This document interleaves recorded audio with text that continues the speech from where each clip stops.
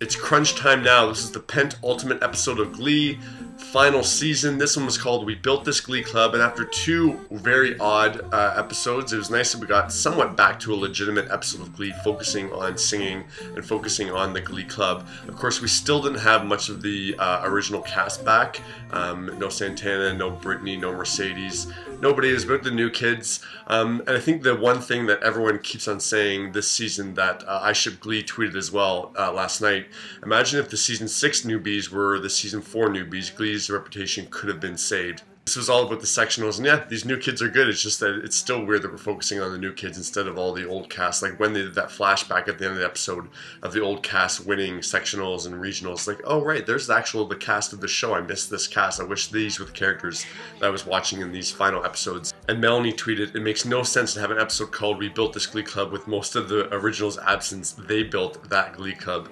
Yeah, it still is kind of weird. But I actually really enjoyed the performance that New Directions put on. I thought the numbers were really good. Take Me to Church was really well done. I was worried about how they're going to do that song, but they did that song justice. And then they did Chandelier with Sia, and I guess that's the only reason that they brought that little kid into the Glee Club, so they could do a parody of the music video with the little girl dancing in the blonde wig.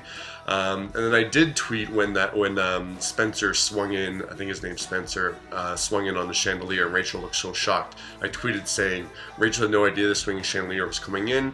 Isn't she the coach of the group? I think she would know that. But Eric did correct me. He tweeted saying, no, that's why Roderick said he had an idea. Or maybe the Buzzhead guy's name Roderick. I don't know. I really don't care what these new kids' names are. Vocal Adrenaline's performance was a little bit weird. I don't know if you noticed, especially when they were singing Hey Mickey. Pretty much no one in the group was singing. I know they're all lip-syncing anyways to a pre-recorded track, but none of the dancers were actually moving their lips. They were just dancing around most of the time. They weren't actually singing, so that was a little bit weird. And then we have to talk about Sue. I am so sick of Sue. It's just so ridiculous. Like, the writer's just writer is so bipolar. She's nice one week, she's mean the next week, and just the mean things that she does are so over the top. I mean, yeah, sure, the glitter bomb is fine, but to be poisoning the water and to set a car on fire, like, this is crazy. Like, this is so past the point of appropriateness. It's just ridiculous that the writers write her this way, and then how they try to turn it around at the end, that this is all Sue's plan from the beginning. It's like, I don't care anymore, and that scene was so long. I feel bad for Jane Lynch that you had to have that huge monologue at the end of the episode explaining all her actions. That scene felt endless. It was like a 5-minute scene. It was like, wrap this up. I don't care about this character anymore. Thank God this show is ending, because I really, after that with Sue, I was like, I would be done with the show. I can't handle her anymore. And of course, the other big return that we had was Jesse St. James returning.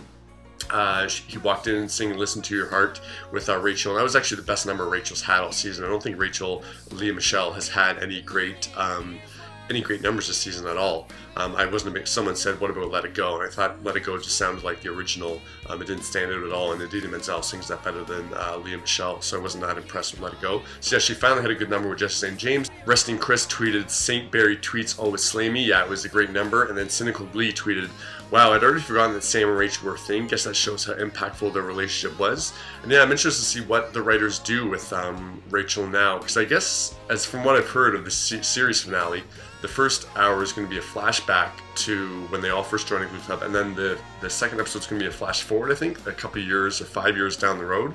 So I guess everyone will kind of be established in different things. So it'll be interesting to see what Rachel, where Rachel is at and who she's with. If she's with Sam or if she's with Jesse St. James. I wouldn't mind her singing with Jesse St. James. I feel like they need to pair up with somebody, and yeah, I'm sure she'll be back on Broadway or something. And Mandy Me tweeted, if I can't stop crying tonight, how am I going to be able to handle next week? Yeah, I'm sure there'll be a lot of tears. I'm just excited to see the old cast back. Maybe it'll have some kind of impact. This cast of characters winning sectionals, it really didn't do anything for me. But maybe it'll be a little more, I don't know, impactful to see the original team back. So yeah, I'll be back next week for the big finale.